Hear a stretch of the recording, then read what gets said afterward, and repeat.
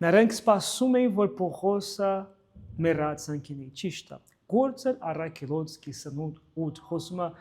Պողոսի մասին։ Նա մի կղզում էր եւ նրանք վարեցին խարույկ այնտեղ եւ հետաքրքիր է ինչ է պատահել։ Խնկած մի իջ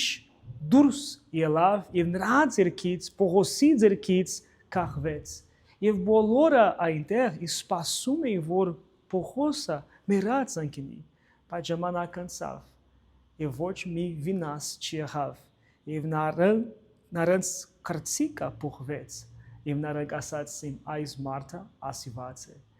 Նա ասիված չէր, բայց նա Աստծո մարդ էր։ Եղբայրս, շատերը սպասում են, որ դու ընկնես, որ դու չես հաջողվի, բայց ամուր մանա հավատքի մեջ։ Շարունակիր պնդել Աստծուն եւ հավատացեք, ժամանակ անցնի